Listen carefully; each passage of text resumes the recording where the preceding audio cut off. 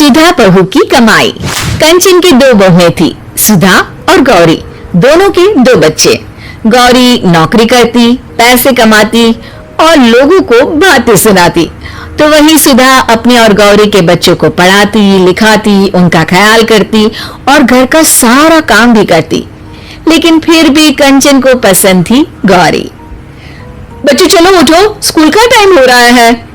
भाभी, इन लोगों को आप अपने कमरे में ही सुला लिया करो ना, मैं डिस्टर्ब होती हूँ। वैसे भी आप क्या जानो ऑफिस में कितना काम होता है। अरे वाह, मैं तो चाची के पास सोऊंगा। अरे नहीं नहीं बेटा, बच्चों को माँ के पास ही सोना चाहिए। ये बोलकर सुधा बच्चों को साथ लेकर बाहर आ जाती है।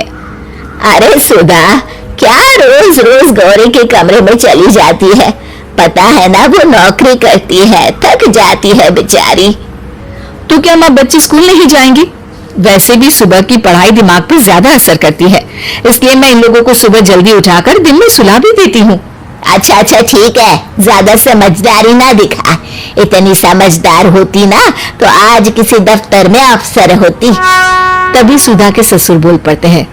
है तो अफसर, मेरे घर की लक्ष्मी और अफसर सब मेरी सुधा बिटिया ही है। अरे चुप रहो जी, मती मारी गई थी। बोल रही थी कि दोनों बहुएं कमाओ आनी चाहिए, लेकिन आप तो माने ही नहीं। मती मारी गई थी आपकी। तभी सुधा सास को चाय का प्याला पकड़ाती है। अगर ये भी दफ्तर जाती ना तो कौन हमारी इस उम्र में सेवा करता, सोचा है कभी? सुधा का ज्यादा ध्यान बच्चों पर होता। देखो बेटा, रट्टा करके पढ़ाई नहीं होती, गणित समझने का विषय है, मैं बताती हूँ।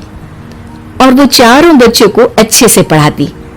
अरे भाभी, ये लीजिए चेक, स्कूल की फीस आज जमा कर देना, मैसेज आया था।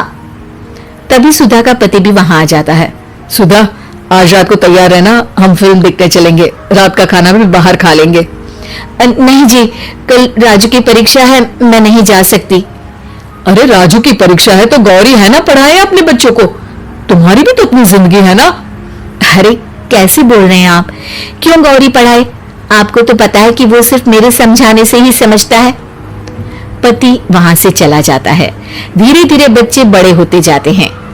एक दिन गौरी और गौरी का पति, भैया मैं और गौरी कुछ दिनों के लिए बाहर जा रहे हैं, घर में रह रहकर उब गए हैं। कुछ दिनों की छुट्टी है, सोचा मन बदल जाएगा। अरे तुम लोग तो रोज बाहर जाते हो, घूमते हो, कभी सुधा को भी लेकर जाओ, वो भी तो घर में रह रहकर उब गई होगी, थोड़ा चेंज मिल जाएगा उसे। कैसी बात कर रहे हैं पिताजी?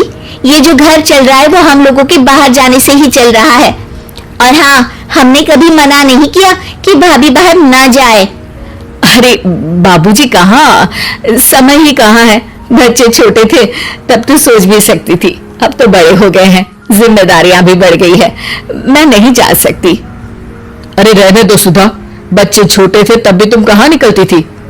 तभी सुधा की बेटी आ जाती है।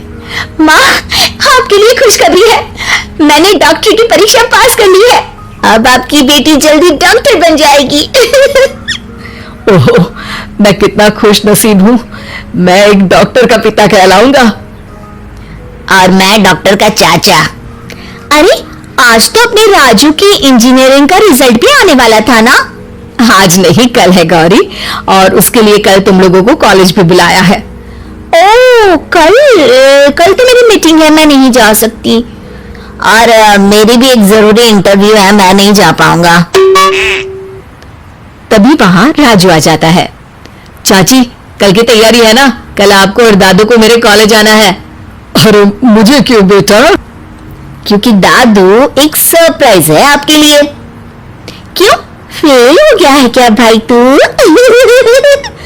अरे चुप कर, मेरा राजू तो तुझसे भी अच्छे नंबर लाएगा। क्या बात है राजू, मम्मी पापा के लिए कुछ नहीं? हमें नहीं आना है क्या कल? आप तो बिजी होंगे ना, इसलिए नहीं कहा आपको। गौरी को बुरा लगता है। अब नहीं, मैं तो फ्री हूँ। हाँ, मैं भी, कल आ जाएंगे हम सब तुम्हारे कॉलेज में। अगले दिन कॉलेज के कार्यक्रम में स्टेज से प्रिंसिपल कहते हैं, और हमारे कॉलेज में आउटस्टैंडिंग परफॉर्मेंस से इंजीनियरिंग की परीक्षा सबसे अच्छे नंबरों से पास की राजू ने। राजू, स्टेज पर आकर अपना पुरस्कार लो और 2 शब्द बोलो। राजू स्टेज पर जाता है और माइक पर कहता है, मैं आज स्टेज पर बुलाना चाहूंगा उनको जिसके कारण मैं आज इस मकाम तक पहुंचा हूं। मैं आज जो कुछ भी हूं वो हूं मेरी सबसे प्यारी गौरी को लगता है कि उसका बेटा अब उसे स्टेज पर बुलाएगा। वो खड़ी हो जाती है। वो है मेरी सबसे प्यारी प्यारी प्यारी प्यारी सी चाची के कारण। मैं चाहूंगा कि मेरा ये पुरस्कार मेरे चाची के हाथों से मुझे मिले। गौरी का मुंह उतर जाता है। सब लोग घर वापस लौटते हैं। वाह, ये तो वही बात हो गई कि खाद कोई और डाले, फसल कोई और खाए। मेरे बेटे ने मुझसे तो पूछा ही नहीं, कमाई धमाई तो सब धरी की धरी रह गई। मैं राजू से बात करूंगी गौरी, तुम परेशान ना हो।